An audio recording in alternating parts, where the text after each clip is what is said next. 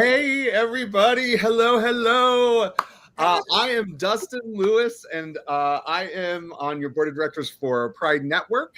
And I am so honored to be here moderating this powerful conversation today called Connection is Currency, Building Real Relationships in Real Estate.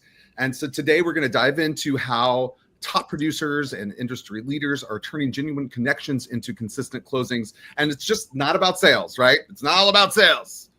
Mm-hmm. Right? Yes. It's about how we show up, how we build trust, not just with our clients, but also with other real estate agents, and how we create business that's rooted in real relationships, not just the transactions. So let's get started to the good and get to the good stuff. Let's start just with quick intros, and I'll see who's over to my left. We'll start with Karen. Now, what I want you to give me is your name, what you do, your role in the industry, and one word that describes how you build trust in your business. My name is Karen Gilbert-Weedman. I am speaking to you today from the UK, and I have been in the industry for 30 years. In terms of the second question, Dustin? Describe one word that would describe how you build trust in your business. By being authentic, that would be my word. Yes, love that. Love that. Love that. Awesome. Thank you, Karen. And Mark, you're up. Mark Pattison, San Diego, California. And I've been in the industry for 10 years. I own Porchlight team brokered here at EXP. One word would be, it's more than just one word, but I would say just do what you say you're going to do. So, yeah. And that'll get you more business than you can ever imagine. That's so good. That's so good. Awesome. Thank you so much. Robin, man. Oh, I just said who you are. You took my line. I'm Robin Mann out of Charlotte, North Carolina, and 5-time icon, been in the business 10 years. My word would be listening. Listening, yes. Two ears for a reason and one mouth. Love it. Love it. All right, LaShawn, you're up. Hi, I am LaShawn Peterson. I am one half of the dynamic team Peterson Jackson that I lead along with my wife. And the one word for me would be transparency. Transparency, authenticity, transparency, showing up, right? It's all those things, authenticity, so important. And what's so fun is, in my acting life as well, these are all words that we use consistently to have a truthful performance as well, right? Mm-hmm. You create real humans that are listening, they're being authentic, and everything else. But let's dive into it. Let's get into relationships and why they win. And LaShawn, I'm going to start with you. Now, your team, you thrive on connection. I know the both of you. I know you well. I watch your social media, and your growth is just so powerful. What's the first touch point that builds real trust, not just with clients, but also with other agents? And how do you scale that across, with your team as well, and get that ingrained into your team? I think Mark said it best, and that's doing exactly what you say you're going to do. Like, I am a stickler about keeping my promises to people. Mm-hmm. So when I have agents that come to my team, I tell them exactly what I'm going to do for them. And I make sure that I do exactly that. And if I have other agents that join me, through sponsorship or however they decide to, participate, I do exactly what I say I'm going to do. And that goes for our clients as well. My word is my bond with them, so I am a stickler about keeping my word and doing everything that I say I'm going to do. That's so awesome. Yeah, absolutely. And, and I think that goes right into kind of what, like you said, what Mark was talking about. And Mark, Porchlight's known for your systems, right? And you have a lot of heart in what you do. And I'm sure we're going to go back to the similar thing that we've just been talking about with LaShawn, but how do you coach agents to go beyond the transaction and actually build loyalty? I'm sure that big part of that is showing up and doing what you say you're going to do, but even past that, what's the next step past that? The next step past that for us would be educating them, is providing value. So my thing is to provide value and to help them grow. Accountability. I make them accountable for everything that they say that they're going to do. And I think they appreciate being accountability to their goals, not just what I want, but to what they want. So once they tell me what they want, I want to make sure that I remind them constantly, that I remember things about them, including what they say they want to do. So I hold them accountable. And to me, accountability brings loyalty, trust, all of those things. Awesome. What about you, Mark? Yeah, I agree with that. I think that people join teams. It's weird that they get in the real estate industry because they want the freedom. They don't want to have a job, or they don't want to. Yeah, they don't want to have a job. That's most agents. Me included. I am most agents. No, but they don't want to have a boss. But then they join a team, and then we tell them what to do. But I think, like what Sean's saying, is that if you get their buy-in and what they want, then it's like, hey, I didn't tell you need to sell 24 homes this year. That was your idea because you want to buy this house. Mm-hmm. So I think it's a lot easier to go and find out what they're looking for and to be able to help guide them through that. And to get those referrals, it goes off of, it's super easy for someone to close a house, in my opinion. You get an online lead, you meet them at an open house, however it is, that's not hard. What's amazing in an agent is that I've been in the business for 10 years and I'm selling these people. I met them probably 6 years ago. I'm selling their 8th home for them right now. Mm-hmm. Yeah. That's hard. That's consistency. That's doing what you're saying you're going to do. That's all of that combined, and making sure you show up and become that person. It's through a combination of education, events, staying on top of clients' minds. Like I have all their birthdays. I have clients that I have not seen since I sold them a home, and I still wish them a happy birthday. Even if it's a quick text, you know what I mean? There was no hard feelings. It's just that maybe they're an engineer. They don't want to come to my parties. They don't want to, they don't want to be around people. There's just different things, but it's making sure that you reach out. And it's funny is I've actually not seen this girl since I sold her a house maybe 9 years ago. She's referred me. I think I'm at like her 12th referral. Wow. That's and I have not seen her, but she sends me all this business and she doesn't call me. She just texts me, hey, I have a friend, a coworker who wants to buy. I'm like, okay, cool. Thank you. That's super powerful to build lasting business, right? Because if it's just like that one and they had a pretty good experience, and I seem to find that too, is like, I'm often really interested about, why didn't you use your last agent that you used to buy this home, to list your home, and a lot of that is like, oh, I don't even know what they're doing anymore. I don't even know if they're in the industry anymore, right? I was like, oh, really? Yeah, absolutely. Love that.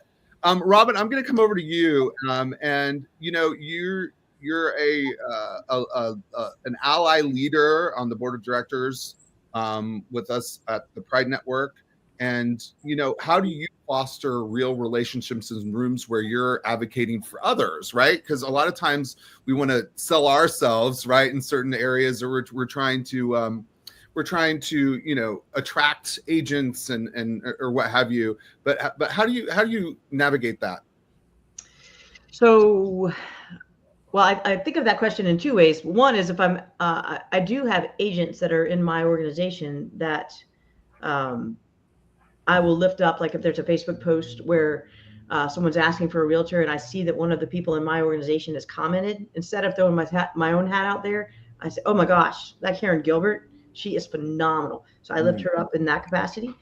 And then if I am an ally and I've been working strongly to become a member of this community, and I want to be cognizant of that. So, if we want to go deep quick, I did spend years where I was just like, I felt like and we can cut this out if we need to, but I felt like a real estate whore. If you wanted to buy a house or sell a house, I'm your girl. Like I wanted to just take anyone and everyone because I wanted the deals. And then in recent years, in the last 5, 6, I've been more brave in my allyship to be more outspoken about, I want people to know that I'm a safe place. And if someone who doesn't align with me politically sees that and wants to come work with me, great. I will give a donation to like Planned Parenthood or someone, but or Trevor Project. But I just want people to know that they're safe here. So and I have, it's interesting, like I don't walk the walk y'all walk at all. I do have a small taste of it because in my allyship, I will stand up and I will get questions and I will have things come to me about like, well, why? Like I posted the other week, I had someone find me somehow. They found out that I was the liberal realtor in the area. And they were like, we called you because you're the liberal realtor. And I was like, where did this come from? But that made me so happy because other people, I'm sure, turn me away because I'm the liberal realtor. So I don't know that that fully answered your question. I guess the big thing is listening to people. And as I don't answer your question correctly, listening to people, but listening and hearing, coming from curiosity with folks. And it's not about the money. It's about the relationship. So in the truth of this, that we, like, I've done this thing Mark does. I send birthday cards for the last 12 years. And then sometimes, and they come to my parties. And then like this past year, and I'll cut off, this woman came to the party. She's like, hey, we just sold the house. And I was like, not with me. And she's like, well, we were going to, but blah, blah, blah, blah, blah. But she felt comfortable enough to come to the party. And so I had to celebrate with her and be like, well, damn, I did everything right. I still didn't get the deal. And I had to just eat the crow and go, you know what? She at least came and she shared it with me. And in the future, hopefully she'll refer me or she'll use me. There were some personal things that went on that made it easier to not use me. Mm-hmm. So I had to just back away and say, okay, it's okay that it's the relationship. That's the pretty great example. It's the relationship, not the money that makes the world go round. Yeah, absolutely. And that's one thing I know about you. So Robin and I hosted the rally here in Atlanta together. We did a bunch of skits and stuff. So we had so much fun together, but I know you give so much and you're such a great listener because you're great at improv. See? Thank you. That's really awesome. And it just all ties back into everything else, right? The listening part of it. And then also the then showing up and saying what you're going to do is you also have to know, especially when you're coaching, right? You have to really hear and interpret what the people are needing and wanting. But I love that example too, Robin, of like she used somebody else, but that has nothing to do with you. Really, in the end, it doesn't. Has nothing to do with you. Right. Yeah. You've done everything that you possibly could at a really high level with heart and with truth and with experience, and you can't do that or take it personally. And everything about me wants to cut her off the list, unfriend her, lose her phone number. I know that's not the right thing to do. I have to eat that and go, it's the relationship. There's more coming in the future if I stick past the hard times. Yeah. Awesome. All right, Karen, we're coming over to you to the UK. Woo woo. Hey. Matt and I will be there in August. So yes, hopefully, you never know. Hopefully, Ellie and I can meet up with you. But it's surreal from where I am in a sense, because prior to being in real estate or estate agency, as we say in this country, I fostered teenagers for 10 years. I'm mother and baby. So I'm part of the training of understanding how you become a foster carer and understanding what that means. Young people of different ages were arriving at my house and I didn't know them, they didn't know me. And a lot of getting to know them was really, really important, to understand how to communicate with them, to let them grow.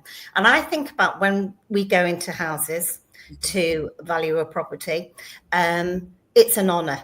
We have no right to be there. It's an honor to be in somebody's home. And with that, I feel that, every individual, so part of the training, going back to the fostering, we'd use a terminology, it was a word called splices, and an individual would be known as, say, the S stood for spirituality, whether they have a faith, whether they don't. P would be physical. I would be intelligence, and I question that one in lots of ways, because where does that, where are we on, how do we consider that to be intelligence?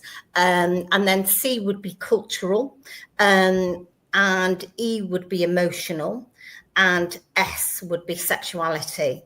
And, I know that's just a little snippet, and you can read into that so much. But I believe we go into individuals' houses and there's usually a reason to sell the property, whether it's good or bad or indifferent. But part of getting to know that individual or that family is to understand their why, to understand their where they're coming from, whether, you know, what lots of times, I'm sure many of us have felt like counsellors, you know, in the midst of their moving house. But additionally to that, I believe that communication, that building that relationship, and I think of relationship, the first part of the word is to relate. And we need to relate with people long before they're thinking about putting their property on the market. So I say to my grandkids, I say, you know, how you treat someone today will have an impact on how people treat you tomorrow. And I believe we have a real honor to going, you know, about our daily business, about our daily, you know, whether it be just going to my local store to get some veggies, or to, you know, to go in with a smile and to talk to people and ask how they are. And that to me is the basis of what I do. I don't sell property. I purely relate to people, and I love people, and I think we learn through people and we grow through people, and so I embrace relationships and the growth that can bring. That's amazing. Thank you for that. So awesome. We're going to do a little bit of a shift now and talk a little bit more about habits and systems and follow-up. Kind of get into nitty gritty. I don't know if that's it, but so LaShawn, what does your follow-up look like for you and your team? Do you really work with a lot of scripts? Is it all about systems? Is it mindset? Of course, it's probably all. But what pops out to you when I ask you that question? What's the most effective things that you're doing? Well, we oh my God, follow-up is my life. We use a combination. We have 2 script practices a day. We have one in the morning, one in the evenings. For the people who can't make the mornings, you can make the evening one. So script is a very big part of who we are and what we do. So, and we tend to I have a script captain, right? And we tend to use the script of the week, or whatever script that we're working on. It depends on where we see the need or what's happening in the market. So we change scripts every week, but we definitely tailor the scripts towards our training. And then we have our systems, which is follow-up. We have Follow-Up Boss and YLOPO. So we're heavy on that. And between myself and Tawana, we're constantly in there checking, and we have an operations manager. So between the 3 of us, we're always checking to make sure that they're doing their follow-ups, to make sure they're making their phone calls. Like I tell them, text is cool, emails is okay, but pick up the phone and make that human connection. That's what I want to see. So I'm really, you know, I'm a stickler about that. I listen to phone calls, I get feedback, I read the emails, I read the texts, and, you know, they always get notes from me about how they can improve, or, you know, what else that they should have said. You know, I coach them through it, and, you know, the rest of the staff does as well. So we always say that the money is in the follow-up. So I have a guy on my team, Kendall. He had been nurturing. He got 2 leads that he has been nurturing and following up with for 2 years. And he just got them pre-approved today. And I tell them, don't be so easy to give up on people. Everyone does things in their own time. You, like I said, you are building relationships. Not only do you want to be their realtor, but you want to be the realtor of everyone they know. So whenever you follow up, you're not just following up to, you know, sell a house. You're following up, you know, to ask the forward questions, right? You know, yeah, and by that time too, you know, by 2 years, you know what they're going to respond to and what they're not going to respond to as well, right? So you find that it's like, okay, well, they haven't been really even opening my emails, but once I shoot a text real quick, just saying, hey, I was just thinking about you, then you get a response, you know, which is awesome. You get to know them, you know, it's great. You want to talk about the kids' graduation. You know, you want to talk about the vacations. You want to talk about, you know, did they buy that dream car they wanted? Like, what's going on in your life? So you want it to be more than just about the sale. So I definitely coach them on that. And like I said, we're through scripts, systems, and coaching. That is how we master follow up. So What's one of your the simplest follow up scripts that you like? let's see. One of the simple ones, of course, is hey, how's the family doing? Happy birthday, happy anniversary. I saw it was you guys' anniversary. How you doing? I tell them to call with a reason. Like, always have a reason to call. So follow your clients on social media. Check social media before you call, so you can Facebook stock. Yes, stalk your clients, stalk their Instagram, so you can have a reason for the phone call. Oh, it's their dog's birthday. Yeah. Call them, tell them to wish Fido a happy birthday. The best, have a reason for your call, not just to sell. And it's so much easier, right? Too, just on us, that you're like, people that have a little bit of resistance in doing those phone calls. That's an easy call. Yes. And what's hilarious is I do the exact opposite, but the exact same. Like, I don't pick up a phone ever until the deal's happening. Like, everything on mine is social media. And that's the point for me about social media. The first word, as she said, the first word in relationships is relate. First word in social media is social. Mm-hmm. It's about the give and the take. That's so like, really, yeah. Very social media heavy, but I think we miss a big opportunity when we don't pick up the phone, because that human connection is missing now. Like, how everyone wants to text, everyone wants to email. Not for me. I do some of my best connections at 10 o'clock at night, sitting on the couch. Wally and I are watching TV, and the mom posts on there she's looking for something. We connect. I don't want phone calls. So Yeah, I don't like talking on the phone. But that's I'll take it to the phone, but I convert them. I eventually take it to the phone, but my entire outreach for a long time is the social media piece. We'll talk for days on social media, and then maybe to text, and then maybe to a call. But I hear you. Eventually, it'll go to a call. But you can cover a lot of groundwork. I cover a lot of groundwork on social media. But when you think about it, like, when the last time have someone called and checked on you and say, "Hey, Robin, how you doing?" Yeah, I did have that the other week. It was very nice. Like, what's going on? Right. That makes the person feel really good, because we are such a digital world now. Yes. Yeah, for sure. But and that leads back into that whole thing of that. It's not a cold call then either. And that's the thing is I don't want some. None of us want cold calls anymore, right? I mean, we just don't want that. But hey, Mark, so let's go into that same thing. Is like, what CRM or touch point systems are you finding that are actually really, really working right now? And then how do you keep those human as well, right? Because there's a lot of systems we can use. AI is great, but is it always as effective and human as we want it to be? What are you thinking? So we use Follow Up Boss and Ylopo as well. Okay. So that's what my team is on, but I'm on the same method of, I use social media a ton with past clients.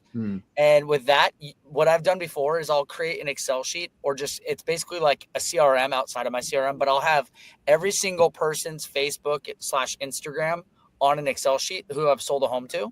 And then I'll go and just click and go through and go and check and comment on their stuff. Nice. So that's just staying top of mind. And then people, if you're commenting on those things like, oh, cute baby, like, congrats, you see that they had a kid, then it's the next level. It's like, okay, now let's make sure we send them flowers. Like, right. That's how I kind of do my follow-up.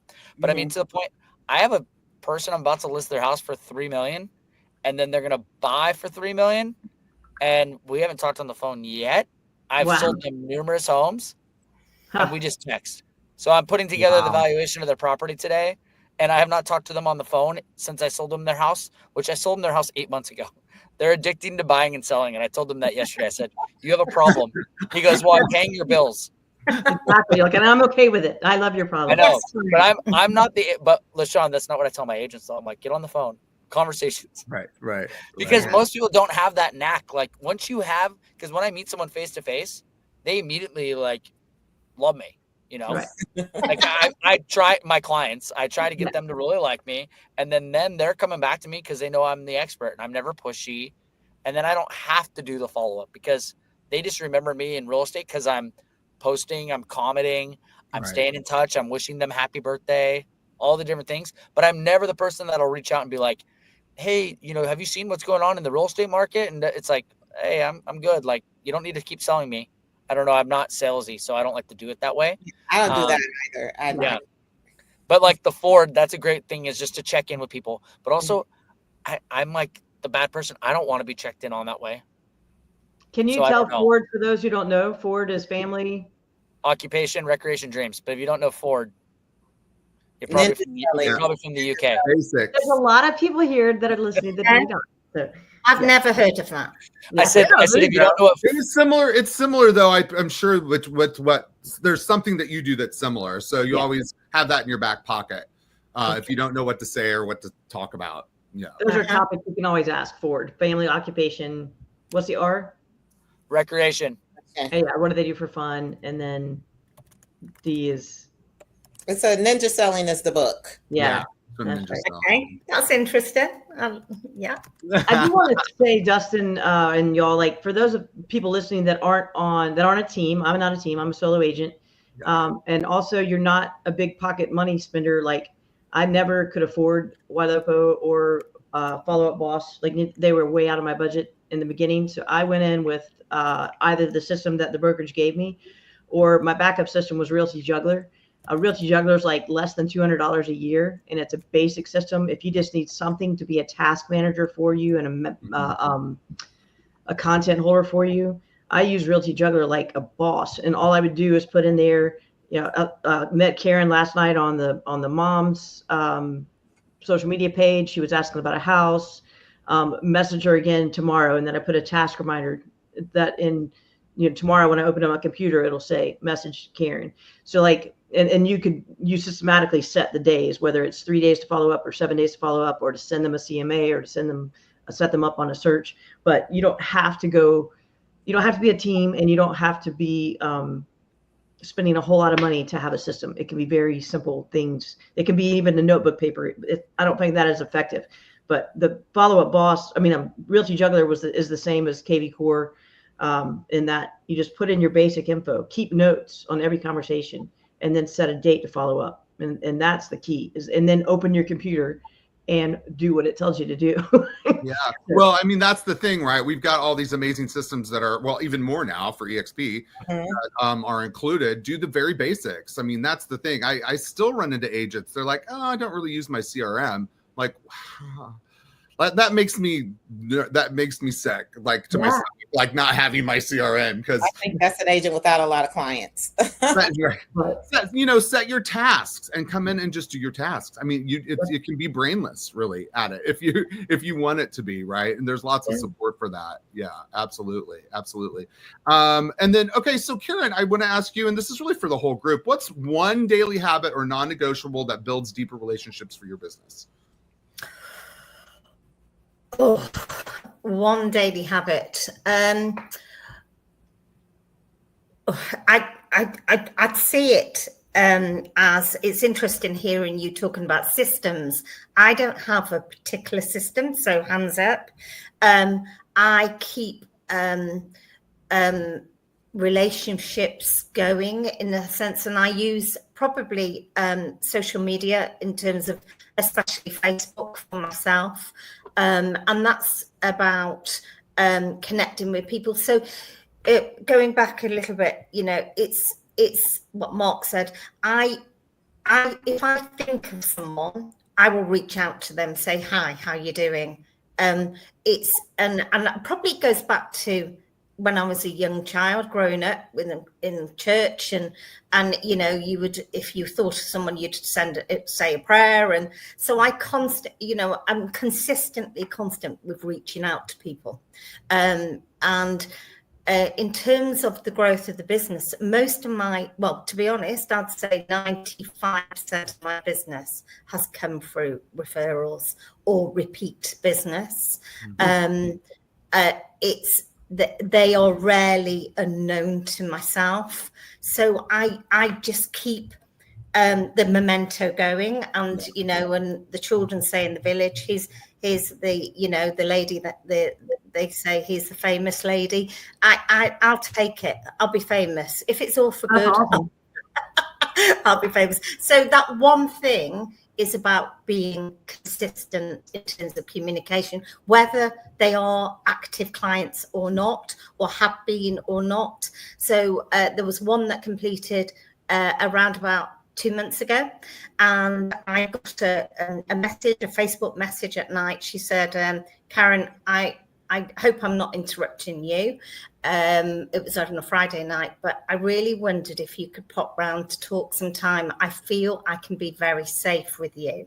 Nice. So I went around following Monday or Tuesday, I think it was, and she'd broken her leg, so I made her a drink, and I said, hi, let's talk. I mean, after a while, I said, do you want to just share it? You don't have to. And she said, yeah, I really think I'm gay, and I don't know what to do about it. And I felt a huge.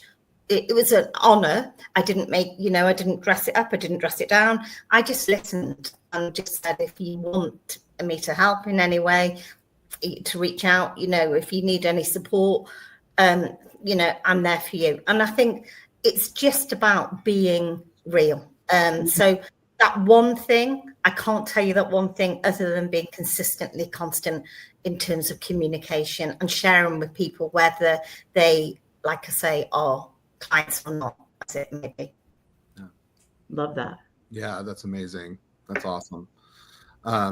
Well, and it's just it's that whole point about, like, when I first started our business, I had someone tell us is that, you have to be, you just have to be neutral. Yep. You just have to be neutral, and I was like, I don't really understand what that means, because I'm just not a neutral person, period, anyway, but and as you start working, and me being an actor, I'm like, it's all about authenticity. So as well, I got to be my real estate personality, right? And so I think that's one huge thing that Matt and I have learned too, is we started off doing that, and it just didn't feel like, and we very quickly switched. We switched the people we were hanging around with, the people we were listening to in this industry, and found our tribe in that. So I really appreciate that, Karen, that you were there for somebody in that aspect. And I feel like what our brokerage does and what our community does here, especially with the Pride Network and One EXP, is that we're putting our faces out there to say, hey, listen, if you feel uncomfortable, if you need to talk, if you're not feeling like you have a place to go, we're here for you no matter what. And I think that's super valuable about what we do and our fam here. So I really appreciate that. Robin, you've been kind of, everybody here has really, definitely LaShawn and Mark, I'm first getting to meet you really, but being a bridge builder inside the company itself, right? What's a relationship that's kind of changed your perspective or really helped you grow and your business grow, whether it be through allyship or be just within your business community, or specifically your business? What's that? Whoever wants to start. Oh, so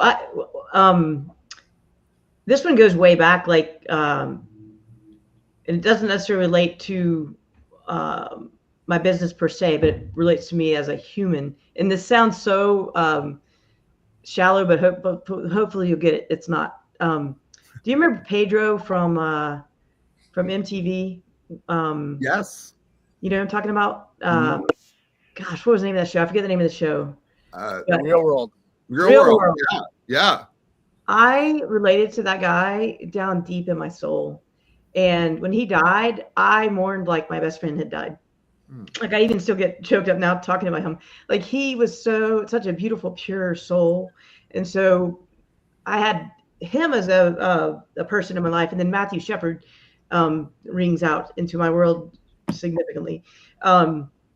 My mom was always very into teaching us to love everyone. My minister growing up was very much LGBTQIA affirming, and my other minister growing up was that way as well. So I've always been surrounded by people who have taught me that it is right to love one another. And so I too, in the beginning, hid that. You're supposed to be neutral. Don't tell your politics. Don't tell your beliefs. Get the clients. And I did that, and I didn't feel, and I was crushing, I'm making $25 million years as a solo agent. And but it didn't feel right because I was, like you said, hanging out with people that I don't want to hang out with you. Like, you just made a racist joke. Like, that is not where I want to be spending my hours. So, so I switched, and it is people like you all, like Jessica Nieto and Cameron and Cody and you all, Julie Nelson, just and other people like throughout the industry that helped me to realize this is what I should be doing. I should be encouraging other allies to be allies, and like, you don't have to be gay or you don't have to be part of the community to be part of the community in terms of your sexuality. So like, I'm becoming more brave in wearing that hat of being the bridge builder. And it is a scary place. Like, I ran for Senate this year, and on the liberal ticket, the Democrat ticket, and I was afraid because of the flashback, or the potential lashback, because people knew my beliefs, and so that was very, very scary. But what that gives me is empathy, and it gives me love, and the people that do deal with me, even if they don't believe with me politically, they know who I am, and that's where I'm moving forward, and they know that that's the business woman that they're getting. So I hope that has helped my business. If it's not helped my business, it's helped my soul and my heart. So yeah, I think just being raised and being loved to love is has been a gift, and it's not. I feel like I'm kind of coming into my own of being an ally. So, Mark, what about you? What about a relationship that's changed your perspective? Thank you, Robin. Yes. I mean, I'm from Seattle. West Coast is always, I mean, we haven't had much to really worry for myself. Right. I mean, so it's totally different. So I can't speak to it the same. It's like, I mean, the only thing is that I remember back in the day, I had these clients, and they're super Catholic, Filipino family, super loving and sweet. And they always asked me about my wife every time they saw me, because I had a wedding ring. And I'm like, oh, she's out surfing, or she's out. Yeah. And I would tell my husband this. I'm like, oh yeah, I've had to tell these people like numerous times. I'm like, but I sold them a house. Yeah. And they probably would have been fine the entire time. But that was the only time where I've ever been like, maybe I shouldn't tell these people. But besides that, like, we have it well known. Like, even on the front of our office, it says, LGBT, number one LGBT team in America. So it's not awesome. Like it's, yeah. Cool. Yeah. And so what about, is there another kind of relationship that you just like pops in your head that's really just helped you business wise, regardless? Sure. Yeah. What's something that pops in your head? Yeah. This random straight dude in Arizona, Chuck Fazio, told me I'm not thinking big enough. Love it. No, but it had nothing to do with LGBT. It was basically, which is fine. He saw me look at it and be like, he's like, Mark, you're only 15 agents. You're not thinking big enough. Now I have 86 agents on my team. Nice. But when I met him about probably 5 years ago, he told me that. And he's like, I follow you on social media. You got a lot more potential. Go out there and build a bigger team. Nice. And that changed my perspective. That's what we need, right? That's a business ally, just like anything else, regardless of what that is, but that's awesome. That's awesome. Yeah, just because I don't agree with his lifestyle choices doesn't mean I won't take his advice. No. Well, anybody, right? Yeah. Just kidding, Chuck. No. Yeah, right. I love it. What about you, LaShawn? Anything pop into your head? So I was just thinking about if it could one relationship define it, and it's not just one relationship. I think about my team, and we are probably about 10% maybe on the high side of being LGBTQ, but we are an all Black team, right? So that it being, and historically, the Black community and the LGBT community has been greatly divided. There was no middle ground for us. Once you came out, you were out, right? So you had to start your own community. And I think our team has kind of, and we're no longer all Black, which is another thing, which is amazing to me. But I think our team has been a model for the Black community on what we can be when we all work together. So if like you have like queer men that are bros with the straight macho Black guys, and every time I see them together, it just warms my heart, because that's not something that you would see in the community. And if you follow any of the queer guys on my team, you'll see their bros jumping on, teasing them. Or like, we had a photo shoot this week and we wore pink, so most of the dudes wore pink, even the machos, right? So Kendall, who is one of our beautiful queer guys, he missed his flight. So he put his pink suit on and he posted his pictures all on social media, and they just jumped on there. Talking about how sharp he was in his suit. And that's just something that never happened in our community until I've never seen it. And our team is building that bridge between between the Black LGBTQ community and the Black community. They see how we love each other. They see how we treat each other. They see we hang out together. Yeah. We're a model for that. So I just take pride in the relationships that people have been able to get to know each other for as humans and not their sexuality. Yeah, that's awesome. It's amazing. So I love it. I love that for us. So. Well, and that's so incredible. And I think once again, it goes back to like something big about our company, EXP in as a whole, is that if you are a single agent, or maybe a domestic, like Matt and I are a domestic team, but we were feeling really, really super lost at first. Yeah. We really were, because of some people we were in line with and all that, but we were very. We had very specific goals at going to that last shareholders summit, and literally within the first few hours we were there, we met Julie Nelson, and that has changed everything for us. We found a community. Matt now is a managing broker for the state. We're involved a lot more. And what I have to say to everybody out there that is maybe feeling lost within the context of they're finding a community, really, just whatever community that is, like-minded people potentially, or whatever that is for you, come and show up at the events. It's game changing when you go and specifically why you're there. Your energy pushes it out, and I tell you, it will happen. Come find me. Yes. Send me a message on Workplace or Slack or wherever we are by then, and I will drag you right in with the rest of everybody. So. I have to say, Dustin, I think the UK has got some space to work within that. If I look at Workplace, the Pride EXP group for the UK, there's 7. There might be 7 people. I mean, that's diabolical, because you bet your bottom dollar there's more than 7 because or even allies or even family, and people have reached out to me privately since I put a post up on my social media, because so in terms of my experience with coming to EXP, I was introduced to EXP by a lady who set up Women in Estate Agency, and she wanted to reach out and ask me to go and talk to her about, or have on her podcast about my life in terms of experience. And at the end of the conversation, I said to her, what do you do? And she told me about EXP, and I went, now that sounds too good to be true. And usually if it sounds too good, it possibly isn't true. Anyway, it all is true. As we know, we wouldn't be here.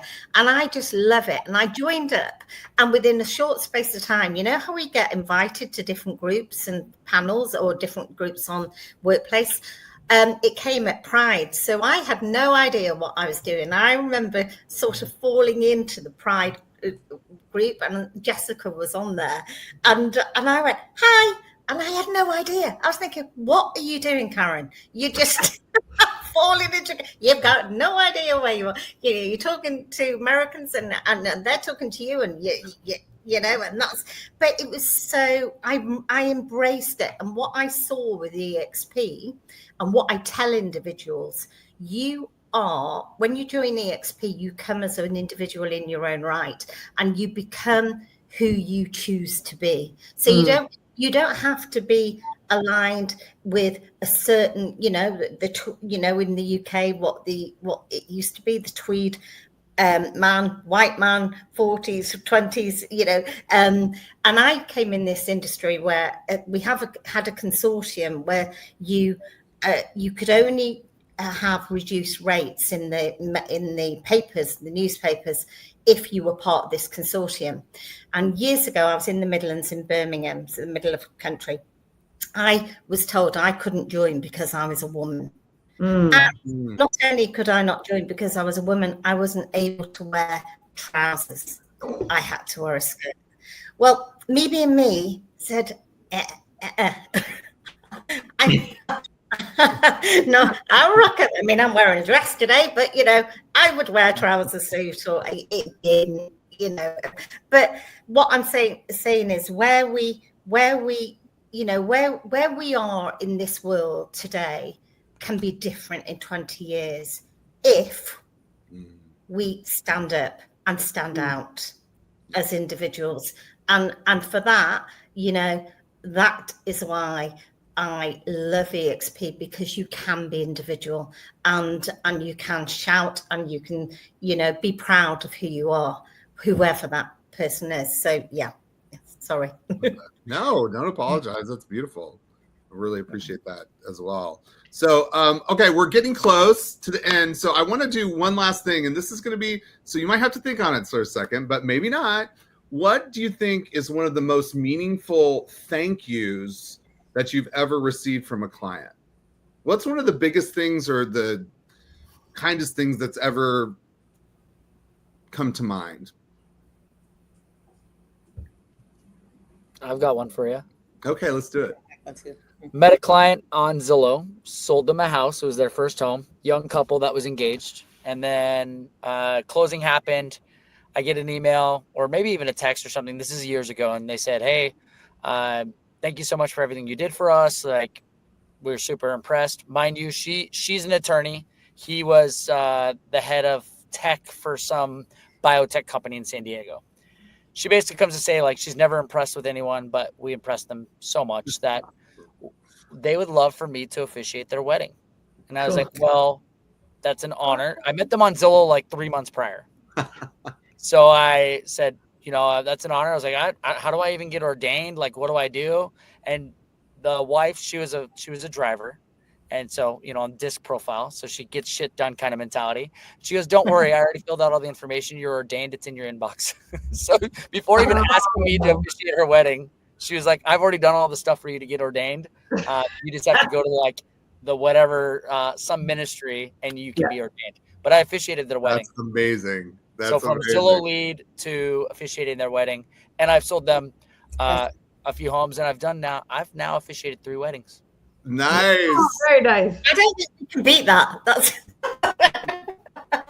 something My wife else. does weddings too, and she has married a couple of clients, but not because they went and got her ordained. That's amazing. I love it. The thing is, they got divorced. So, but the other 2 are still married. Well, does that mean you get more deals then? That's right. I still help them in real estate. So yes. Now you just got a couple of deals. Yeah. Oh, Yeah. wow. It all works out for a reason. Anybody else? I can go next. We sold a client her first home during COVID, and she gave us a beautiful basket of homemade. She made the candles herself, body butter, like facial scrub, like a whole basket of self-care items. And it was so pretty. I mean, I think I got a picture of it in my phone, but everything in the basket she made and labeled herself. And this is not something that she does by trade, but she wanted to give us like something really nice, and there was nothing else to do during Like COVID. learned a skill. So she learned a skill, and like when I tell you, she made organic bath bombs, all that kind of stuff. And I used every single thing in that basket until it was all gone. I did go back and was like, my basket's empty. She's like, girl, I'm back to work. But Sorry. I just thought it was just a beautiful gesture, and she just left it on our porch, and it was just, it was amazing, that she took so much time to get us to make us a thank you basket. Love it. Yes. So Y'all got anything? I do. I always jump in front of Karen. So I was going to, Karen, do you have one? Oh gosh, I think my greatest appreciation is when people come back to me to sell. You know, I've got families that I've probably sold similar to Mark about 8 times. Different members of the family that they come back, and it's still going. I'm going out to one tomorrow, and I've already sold their family's house about 8 times already, and they've asked me to go out tomorrow to have a look at their property. So, and to help with the onward. So, yeah, that's my, you know, that sets my heart on fire. I love it. Yeah. I love it. So mine is, I met a mom to be on, I have a mom's group that has about 20,000 members. It's a local group. And I met a mom on there that wanted to buy and sell, or wanted to, buy and sell. So we did. And then she had the baby, and she reached out to me because she was from India and none of her family was here. And she did not know how to bathe a newborn baby. And so I got the honor of going over to her home and teaching her how to deal with the floppy head and the umbilical cord and the creases and the crevices and the cracks. And it's a beautiful gift to like be seen as a human, not just as a realtor. So that was Robin. What did you say? I said you win. That was amazing. Yeah, that was yeah. I love it. Well, listen, thank you all so much. This is really fun. I can't wait to get to know you more, Mark. And obviously, Karen, hopefully I'll see you in August. But I really want to thank Cameron and everybody with OneEXP and our board for Pride Network and eXp Realty itself for bringing us all together. And just everybody out there, just remember that, you know, it made me think it's not about your pitch. It's not about all this other stuff. It's about how you make people feel in every space that you're in, because they remember that. And take all this information that we've given you today and that our panelists have given you today and incorporate that. Reach out, say hi. And remember, I have to tell one little story that, you know, connection is the currency. You know, my first EXP con, somebody on stage said collaboration is currency, is the new currency. And that really stuck with me. So I love that we're doing this about connection as well, just the same way, because it's what's driven my business. And I know that it's driven all of yours. And I respect all of you a lot. And I appreciate you being here. And that's it. Happy Pride!